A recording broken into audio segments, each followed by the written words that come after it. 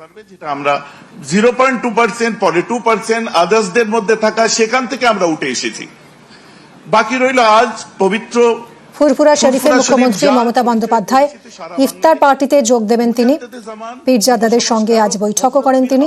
উন্নয়ন নিয়েও আলোচনা হয় এবং মুখ্যমন্ত্রী মমতা বন্দ্যোপাধ্যায় তিনি প্রতিশ্রুতি দিয়েছেন বাস স্ট্যান্ড করার, পলিটেকনিক কলেজ তৈরির। ইফতার পার্টিতেও অংশ নেবেন মুখ্যমন্ত্রী। পাশাপাশি পীরজাদাদের সঙ্গেও আলোচনা করছেন এবং এখনো পর্যন্ত যেরকম জানা যাচ্ছে বাস স্ট্যান্ড এবং পলিটেকনিক কলেজের প্রতিশ্রুতি দিয়েছেন, সম্প্রীতি, শান্তি, ঐক্যের বার্তা দিয়েছেন। সোমরাজ আমাদের প্রতিনিধি রয়েছেন, কথা বলবো। সোমরাজ, আমরা দেখতে পাচ্ছি মুখ্যমন্ত্রী মমতা বন্দ্যোপাধ্যায় ফুরফুরা শরীফে এই মুহূর্তে উপস্থিত এবং অংশ নেবেন তিনি ইফতার পার্টিতেও। এখনো পর্যন্ত কি নির্যাস?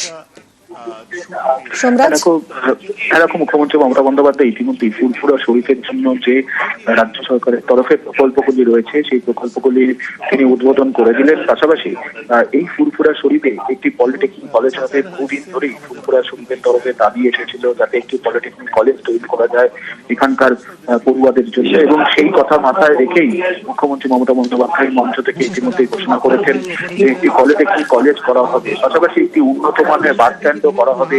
তুমি জানো যে বহু মানুষ আসেন এখানে ঈদের অনুষ্ঠানে যোগ দিতে, সবসময় এখানে বহু মানুষ আসেন। ফলত তাদের কথা মাথায় রেখে রাজ্য সরকার একটি উন্নত মানের বাস স্ট্যান্ড করবে।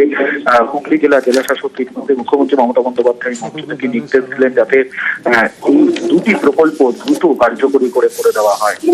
পাশাপাশি এখানে ফুরফুরা শরীফের জন্য একটি হোস্টেল থেকে শুরু করে বেশ কিছু উন্নয়নমূলক প্রকল্পেরও মুখ্যমন্ত্রী মমতা বন্দ্যোপাধ্যায় আনুষ্ঠানিকভাবে সূচনা করলেন।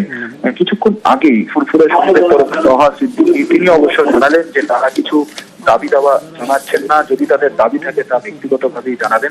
তবে মুখ্যমন্ত্রী মমতা বন্দ্যোপাধ্যায়কে তোহা সিদ্দিকীর তরফে একটি দাবিপত্র পাঠানো হয় এবং সেই দাবিপত্রতেই মুখ্যমন্ত্রী মমতা বন্দ্যোপাধ্যায় ঘোষণা করেন এই মঞ্চ থেকে যে এইখানে অর্থাৎ ফুরফুরা শরীফেই একটি পলিটেকনিক কলেজ রাজ্য সরকার করবে এবং যাবতীয় প্রস্তুতি নেওয়ার নির্দেশ হুগলি জেলা শাসককে দিলেন মুখ্যমন্ত্রী মমতা বন্দ্যোপাধ্যায়।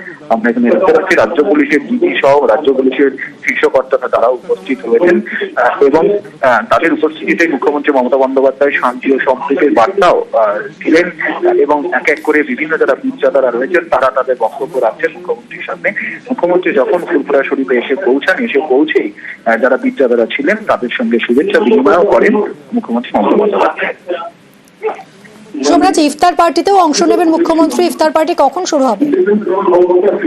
5:55 পর ইফতার পার্টি শুরু হবে এবং সেই ইফতার পার্টিতে মুখ্যমন্ত্রী মমতা বন্দ্যোপাধ্যায় যোগ দেবেন এবং তারপরেই তিনি কলকাতা ফিরে যাবেন। এখনো পর্যন্ত যা কর্মসূচি স্থির রয়েছে তার আগে যারা বিভিন্ন পীরজাদারা রয়েছেন সেই পীরজাদাদের বক্তব্য রাখার জন্য মুখ্যমন্ত্রী মমতা বন্দ্যোপাধ্যায় অনুরোধ জানান এবং তহা সিদ্দিকীকে তিনি বলেন যাতে বিভিন্ন পীরজাদারা মঞ্চে আসেন এবং সেই মোতাবেক আমরা দেখছি এক এক করে পীরজাদারা আসছেন মঞ্চে, তারা তাদের তরফে বক্তব্য রাখছে এবং রাজ্য সরকারের তরফে যে বিভিন্ন প্রকল্পগুলি নেওয়া হয়েছে সেই প্রকল্পগুলির জন্য মুখ্যমন্ত্রী মমতা বন্দ্যোপাধ্যায়কে তারা শুভেচ্ছাও জানাচ্ছেন। এর পাশাপাশি আগামী দিনে যাতে আরো বেশ কিছু প্রকল্প করা হয় সেই সংক্রান্ত অনুরোধও জানাচ্ছেন পীরজাদারা। সোমনাথ, তুমি আমাদের সঙ্গে থাকো। এই মুহূর্তে আপনারা দেখতে পাচ্ছেন সেই ছবি। ফুরফুরা শরীফে মুখ্যমন্ত্রী মমতা বন্দ্যোপাধ্যায় অংশ নেবেন ইফতার পার্টিতে। পলিটেকনিক কলেজটা যখন তৈরি হবে আমি চাই এখান থেকে সব স্কিল ট্রেনিং ছেলে মেয়েরা, তাতে কি হবে তারা ভবিষ্যতে চাকরি বাকরি পাবে। সেই জন্যই পলিটেকনিক কলেজটা যখন হবে তখন আবু বকর সাহেবের নামেই হবে, আর হসপিটালটাও যখন এখানে হবে তখনও ওনার নামেই হবে। যে 100 বেডের যে হসপিটালটা তৈরি হচ্ছে, যার প্রায় অনেকটা কাজ হয়ে গেছে কিন্তু শেষের দিকে, কিন্তু যেহেতু আপনারা জানেন ওবিসি রিজার্ভেশন বিলটা আটকে আছে কোর্টে এবং আমরা চেষ্টা করছি খুব, এবং আমাদের রিক্রুটমেন্ট এখন অনেক বন্ধ আছে সেই জন্য, এবং আমার প্রায় তৈরি করা লিস্ট থাকা সত্ত্বেও ডাক্তার নার্সদেরও আমরা অ্যাপয়েন্টমেন্ট করতে পারছি না, ফলে এটা আমাদের ফেস করতে হচ্ছে। এবং সেই জন্য যখন এগুলো হয়ে যাবে তখন উপযুক্ত ডাক্তার নার্স সমেত, একটা হসপিটাল তো এমনি চলে না, সেখানে ইনফ্রাস্ট্রাকচার তৈরি করতে হয়, ডাক্তার পাঠাতে হয়, নার্স দিতে হয়, সবকিছুই দিতে হয়। সেই জন্যই ওগুলো যখন হয়ে যাবে তখন এটা চালু হয়ে যাবে, ঠিক আছে। এবং হসপিটাল এবং পলিটেকনিক কলেজ যখন হবে, হসপিটাল তো প্রায় হবার মুখে, সুতরাং ওটাও নামকরণ হবে। আমি ডিএমকে বলে গেলাম মুক্তাকে, যে আবু বকর সাহেবের নামে করে দেওয়ার জন্য। এখন একটু ছোট্ট করে বক্তব্য রাখবেন পীরজাদা নুরুল্লাহ সিদ্দিকী।